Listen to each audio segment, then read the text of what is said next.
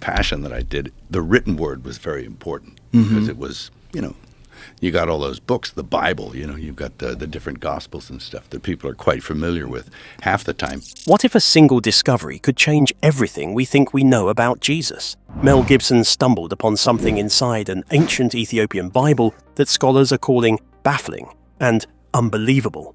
Hidden passages, mysterious names, and details never seen in Western texts raise questions historians aren't ready to answer. Could this discovery rewrite the story of his life, or reveal secrets kept for centuries? Fans are whispering, debates are heating up, and the mystery is only beginning. Stay with us, because what's inside this Bible might challenge centuries of belief and leave the world stunned. Ethiopia, cradle of ancient Christianity. Ethiopia isn't just a country of mountains, deserts, and wide-open skies. It's also one of the oldest homes of Christianity in the world.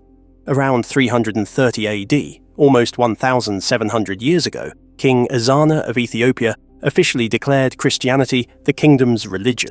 That was centuries before most of Europe even knew Jesus' name. This means Ethiopia wasn't just adopting a foreign religion, they were creating a uniquely Ethiopian Christian tradition that has survived for almost 2 millennia. One of the most remarkable things about Ethiopian Christianity is its Bible canon. While Western churches use 66 or 73 books in their Bibles, the Ethiopian Orthodox Tewahedo Church reads from an 81-book Bible. That's 46 Old Testament books and 35 New Testament books, almost 10 more than what you'd find in most modern Bibles. These extra books weren't random additions. Many contain apocalyptic visions, angelic stories, and writings about figures like Enoch and Isaiah that the Western canon left out. That's why Ethiopia is considered a treasure trove of early Christian texts. Among the most famous treasures are the Garima Gospels, handwritten and illustrated sometime between 390 and 570 AD. These are the oldest complete Christian manuscripts still in existence. They weren't just texts, they were beautifully illustrated, making them works of art as well as sacred writings. Today, they remain safe in the Abba Garima monastery, where only monks can enter. Women are not allowed inside. The pages have been carefully preserved for centuries, almost like a secret kept by the mountain itself. Even in modern times, these manuscripts have faced danger. During the Tigray conflict from 2020 to 2022, the region where many of these treasures are kept became unstable, putting the manuscripts at serious risk. But the story doesn't end there. Thanks to international teams, the Garima Gospels and other Ethiopian texts are being digitized, allowing people around the world to explore them without touching their fragile originals. These digital copies let scholars, students, and curious readers uncover secrets that were hidden for centuries. What makes this even more fascinating is that some of these books were never included in the Western Bible. They survived in Ethiopia not because anyone wanted to hide them, but because the country was isolated from the Roman Empire, which standardized the Bible in the 4th and 5th centuries. That isolation created a kind of time capsule, preserving writings that disappeared elsewhere. These texts contain visions, angelic hierarchies, and prophecies that could shed new light on the world Jesus lived in, and even on the stories of his life and mission. So here's the big question. If the West left some books behind, what extra secrets did Ethiopia's monks protect all these centuries? Could these forgotten texts change what we know about Jesus? Could the stories about angels, messianic visions, or cosmic journeys hidden in these pages reveal a version of Christianity that is older, deeper, and more mysterious than the one most of the world sees today? The Book of Enoch, Ancient Son of Man. Blueprint First Enoch is one of the most remarkable texts to survive from the ancient world. Parts of it were written as early as the 3rd century BC, more than 200 years before Jesus was born. Its survival is extraordinary because it was widely read in the Jewish world long before the New Testament existed. When the Dead Sea Scrolls were discovered in 1947, dozens of fragments of Enoch were found alongside canonical biblical texts, proving that this book was not obscure. It was part of the spiritual and literary world that shaped the ideas circulating in the centuries leading to the birth of Christianity.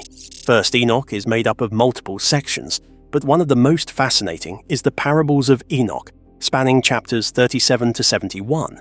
In these chapters, the text describes a heavenly figure repeatedly called the Son of Man. He is presented as chosen by the Lord of Spirits, full of righteousness and seated on a throne of glory. The parables describe kings and rulers falling before him, while all the faithful rejoice. This imagery emphasizes the Son of Man's authority, his role in judgment, and the cosmic order he brings. The text shows that even centuries before the New Testament, Jewish writers were imagining a figure of divine justice and leadership who would oversee the world and bring about ultimate triumph over evil.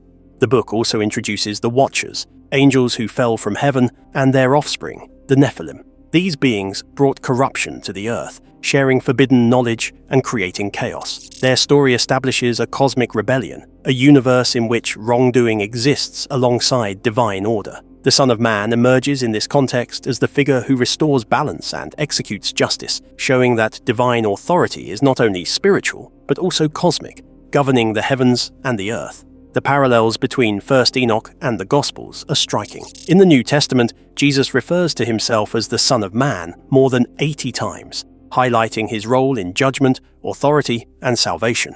The Book of Jude even quotes Enoch, directly demonstrating that early Christians were aware of and influenced by its visions. Enoch provides a blueprint of the spiritual universe, showing a hierarchy of angels, thrones, and the elect, those chosen to inherit divine favor. Its imagery of celestial governance, judgment, and the alignment of the faithful frames the world in which Jesus carried out his ministry, connecting pre-Christian Jewish expectations with early Christian understanding of the messianic figure. 1st Enoch is more than a religious text. It is a cosmic drama. The parables combine prophecy, narrative, and apocalyptic vision to convey a universe guided by divine justice. Thrones of glory, celestial courts, and heavenly assemblies give readers a sense of awe, illustrating how the righteous and the corrupt interact under divine supervision. The Son of Man is central to this drama, a figure whose authority and role in judgment make the heavens themselves a stage for spiritual conflict and ultimate triumph. Written centuries before the New Testament, 1st Enoch anticipates key elements of the Christian narrative. Its visions reveal how Jewish communities imagined divine authority, justice, and the coming of a chosen figure. By studying Enoch, we see that early Christianity did not appear in a vacuum. Instead, it built upon a rich spiritual imagination, where messianic expectations, angelic hierarchies, and cosmic justice had already taken shape. 1st Enoch allows modern readers to connect the dots between the ancient Jewish world and the teachings of Jesus, showing that the idea of the Son of Man had deep roots long before the Gospels were written. The Ascension of Isaiah.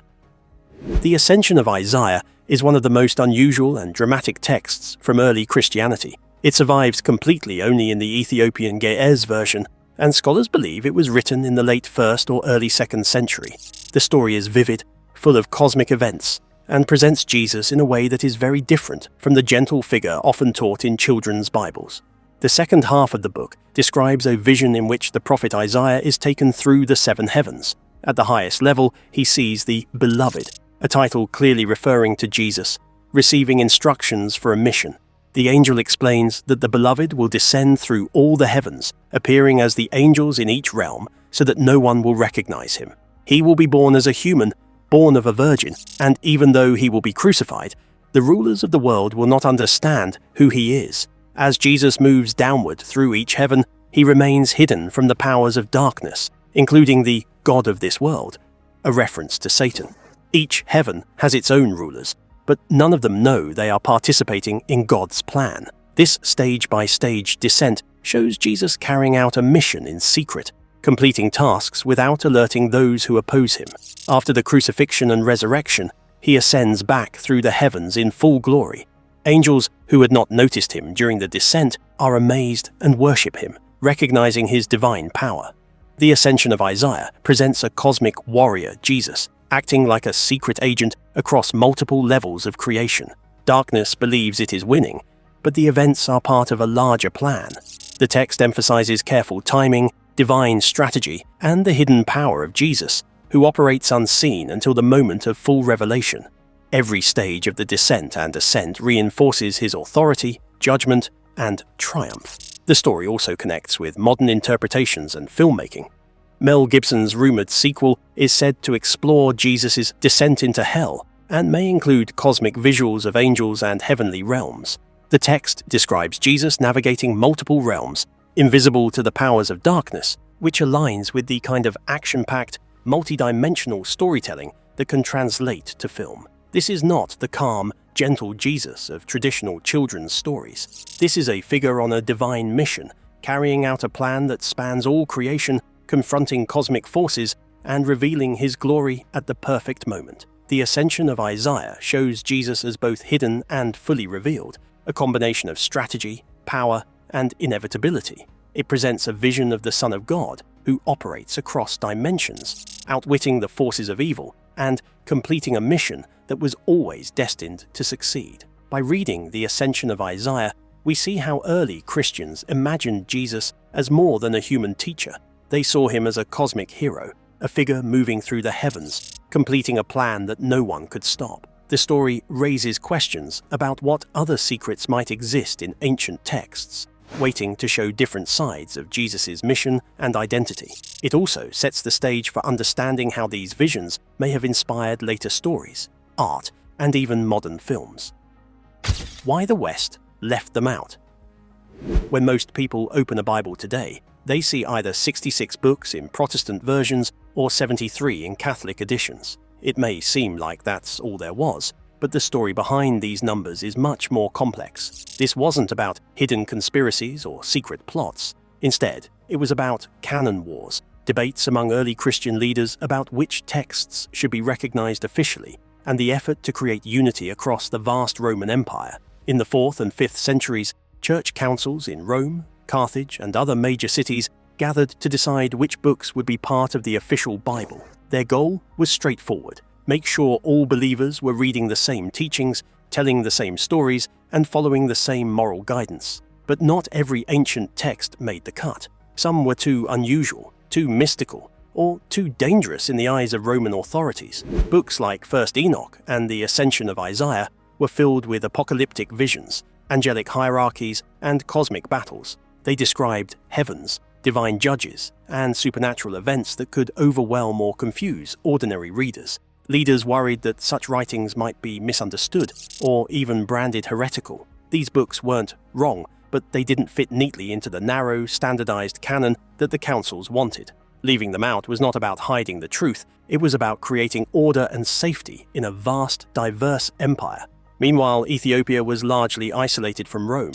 Its Christian communities developed independently and didn't need the approval of distant councils. This allowed them to preserve an 81-book Bible, which included texts that Western Christianity did not adopt. Manuscripts such as the Garima Gospels, along with many other writings stored in monasteries, survived for centuries untouched by the political or theological pressures that shaped Rome and Carthage. In essence, Ethiopia became a time capsule, keeping ancient treasures safe for the modern world. Today, scholars see these excluded texts as windows into the richness of early Christianity. Discoveries like the Dead Sea Scrolls and the Nag Hammadi Library show that the earliest Christians explored many ideas. Some texts focused on the end of the world, angels, heaven, or forbidden knowledge. Others presented alternative visions of the Messiah and divine justice.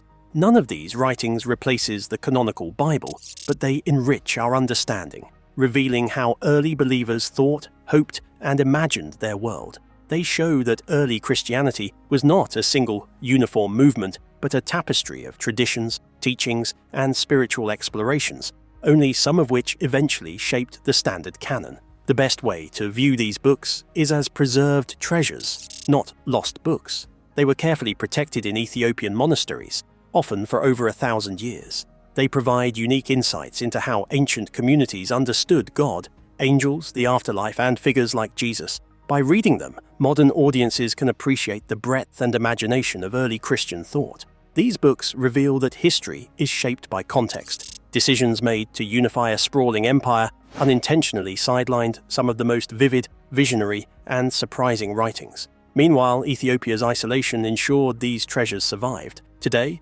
scholars and readers alike can rediscover them, offering a glimpse into a world far richer and more diverse than the standard canon suggests. They show a version of early Christianity that was not only spiritual and moral, but also dramatic, imaginative, and cosmic in scope. These texts remind us that the history of faith is not fixed. It is shaped by preservation, context, and interpretation.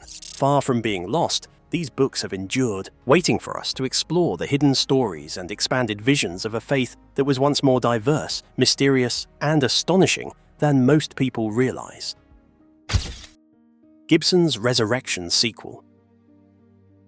The story of Mel Gibson's next big movie is already exciting, but it just got even bigger. In 2025, Gibson confirmed that his new project, The Resurrection of Christ, won't be just one movie, it will be 2 films. That's rare for a religious movie, and it shows how much bigger this story is becoming. Part 1 is set to hit theaters on Good Friday, March 26, 2027. That's the day Christians around the world remember the crucifixion of Jesus. Exactly 40 days later, on Ascension Day, May 6, 2027, Part 2 will open. Lionsgate, the movie studio, is distributing both films. The timing is not an accident. Good Friday and Ascension Day are 2 of the most important dates in the Christian calendar. Planned this way, the films follow the journey from death to resurrection to the moment Jesus is believed to return to heaven. This time, the cast is brand new.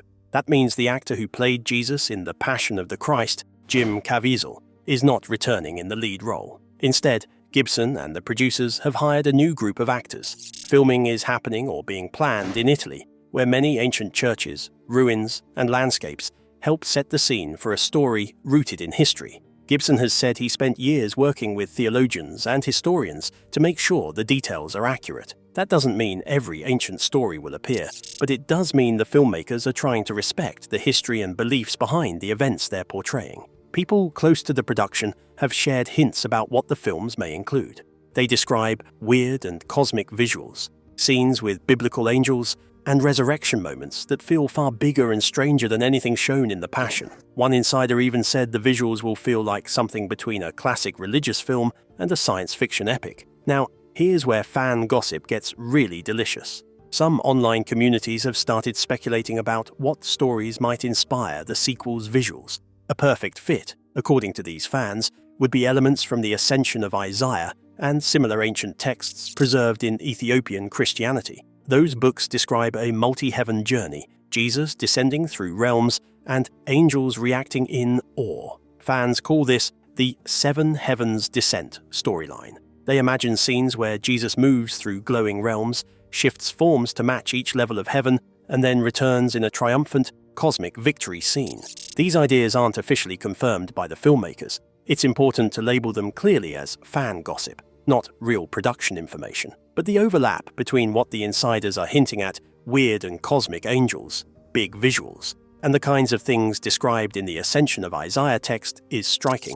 That's why fans have started talking about an Ethiopian glow-up, a moment where ancient stories preserved in Ethiopia might finally inspire Hollywood visuals. Whether Gibson has read the specific Ethiopian texts or not, the timing and themes line up in a way that feels almost too perfect. Releasing Part 1 on Good Friday, the day commemorating Jesus' death, and Part 2 on Ascension Day, the day celebrating his return to heaven, suggests the filmmakers want to explore more than just the physical events. They want to portray something spiritual, cosmic, and powerful. What makes this especially compelling is how these films could bridge historical tradition with creative visuals. Gibson's filmmaking style is known for raw emotion and gritty realism, especially in The Passion. If he combines that realism with epic layered depictions of angels, heavens, and resurrection mystery, the result could feel like a biblical extended universe moment, a story that respects tradition while expanding what audiences expect from religious films.